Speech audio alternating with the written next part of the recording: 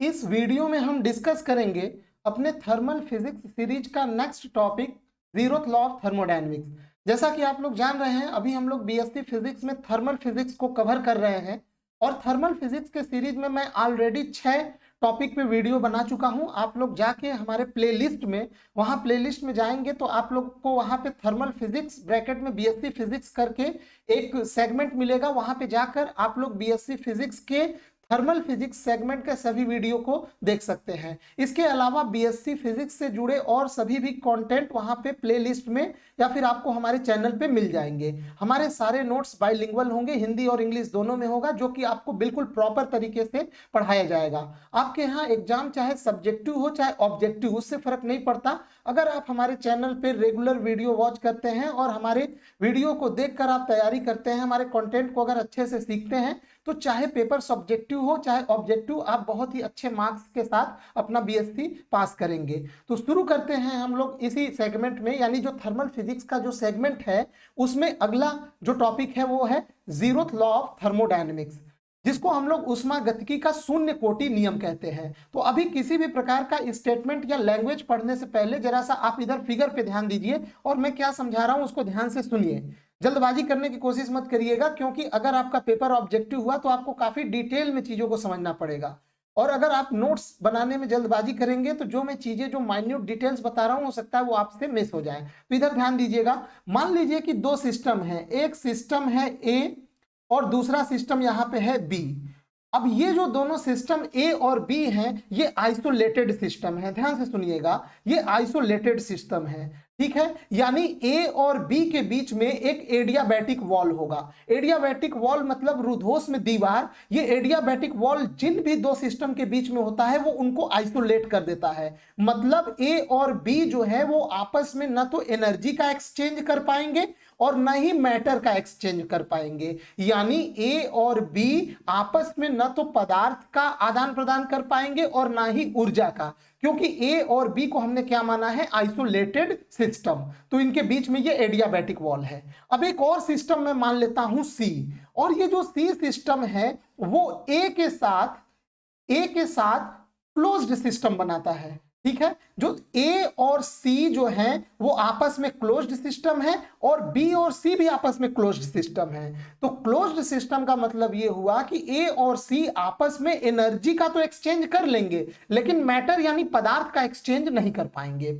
यानी इनके बीच में ये जो दीवार है, जो वॉल है, ये कैसा वॉल है, ये डायाथर्मिक है। डायाथर्मिक वॉल जो होता है वो एनर्जी को दोनों साइड तो जाने देता है लेकिन मैटर को नहीं जाने देता। इसी प्रकार बी और सी भी कैसे सिस्टम है, आइसोलेटेड है। तो बी और सी भी एनर्जी का एक्सचेंज तो कर लेंगे आपस में, लेकिन मैटर का एक्सचेंज नहीं कर पाएंगे, ठीक है। अब ध्यान से सुनिएगा मैं क्या बोल रहा हूं, एक बार रिवाइज कर रहा हूं जल्दी से। ए और बी आइसोलेटेड सिस्टम है, जिसके कारण इनके बीच में एक एडियाबैटिक वॉल है। एडियाबैटिक वॉल होने के कारण ए और बी आपस में न तो एनर्जी का एक्सचेंज कर पाएंगे और न ही पदार्थ यानी मैटर का एक्सचेंज कर पाएंगे। जबकि ए और सी के बीच में डायाथर्मिक वॉल है और बी और सी के बीच में भी डायाथर्मिक वॉल है। यानी बी ए और बी और सी आपस में क्लोज्ड सिस्टम बनाते हैं। यानी ये आपस में एनर्जी का तो एक्सचेंज कर लेंगे लेकिन मैटर यानी पदार्थ का एक्सचेंज नहीं कर पाएंगे, ठीक है। तो अब हम लोग उष्मागतिकी का शून्य कोटि नियम ऐसे में क्या कहता है, ध्यान से समझिएगा। ये बोलता है कि if two systems A and B are separately thermal equilibrium with third system C, then system A and B are also in thermal equilibrium with each other। देखिए ये क्या कह रहा है कि अगर दो निकाय A, B किसी तीसरे निकाय C के साथ अलग अलग तापीय साम्य में हो, यानी A C के साथ थर्मल इक्विलिब्रियम में हो और B C के साथ थर्मल इक्विलिब्रियम में हो, तो ऐसे में चूंकि C दोनों में कॉमन है, तो ऐसे में जो A और B हैं वो भी तापीय साम्य में होंगे, थर्मल इक्विलिब्रियम में होंगे, ठीक है। जैसे इसका इक्वेशन यहां पे देखिए, अगर इफ ए और सी आपस में थर्मल इक्विलिब्रियम में है और बी और सी भी आपस में थर्मल इक्विलिब्रियम में है, क्योंकि ए और सी दोनों आपस में क्या बनाते हैं, क्लोज्ड सिस्टम। बी और सी भी क्लोज्ड सिस्टम बनाते हैं। तो अगर ये दोनों आपस में थर्मल इक्विलिब्रियम में हैं तो ए और बी भी थर्मल इक्विलिब्रियम में होंगे, बावजूद इसके कि ए और बी एक प्रकार का आइसोलेटेड सिस्टम बनाते थे।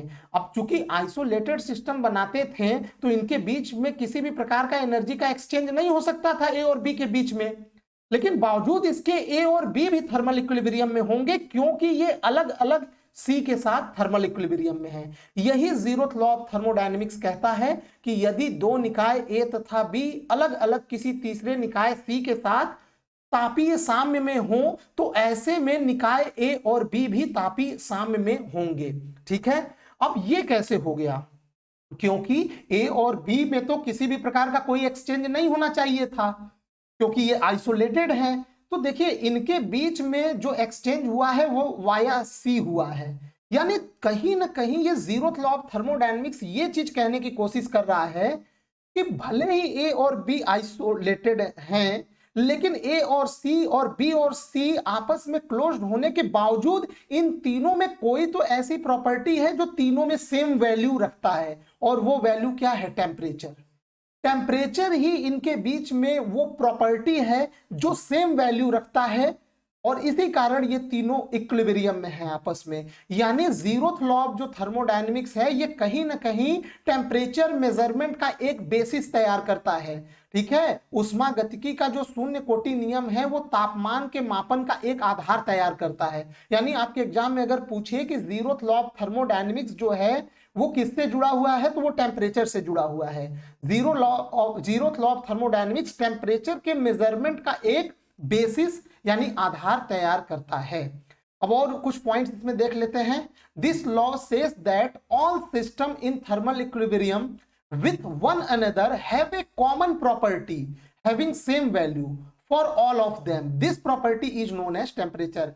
यही वो कहना चाह रहा है कि भले ही ए और बी आइसोलेटेड हों, ए और सी, बी और सी भले ही क्लोज्ड हो, लेकिन इन तीनों में कोई तो एक प्रॉपर्टी है जो कॉमन वैल्यू रखता है और वो है टेम्परेचर।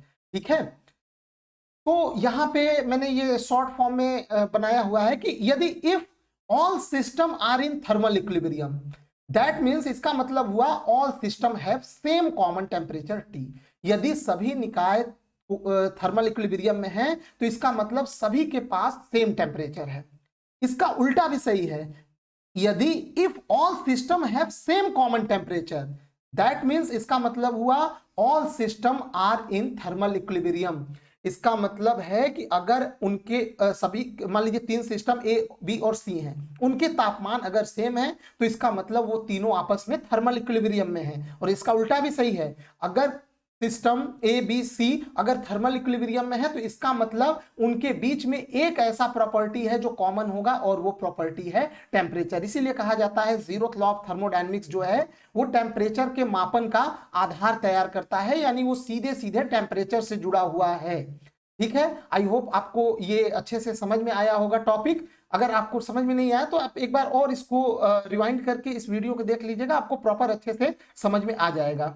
ठीक है, तो मेरे ख्याल से इस वीडियो में बस इतना ही। हम लोग किसी नेक्स्ट वीडियो में मिलेंगे अपने इसी सीरीज या किसी और सीरीज के नेक्स्ट वीडियो में। जैसे इस समय हम लोग बीएससी का 2 सीरीज चला रहे हैं, इस समय थर्मल फिजिक्स और हम लोग modern physics, perspective of modern physics यानी रिलेटिविटी के कुछ टॉपिक कवर कर रहे हैं। इसी प्रकार हम लोग बीएससी के अदर जो सेगमेंट हैं, चाहे इलेक्ट्रॉनिक्स हुआ, चाहे क्लासिकल मैकेनिक्स, चाहे क्वांटम मैकेनिक्स, स्टैटिस्टिकल मैकेनिक्स, जो भी होते हैं बीएससी में, जो भी सेगमेंट होते हैं, सब हम लोग बारी बारी शुरू करेंगे और उसको बिल्कुल प्रॉपर तरीके से समझेंगे। तो वीडियो देखने के लिए आपका बहुत बहुत धन्यवाद। चैनल को सब्सक्राइब कर लीजिए।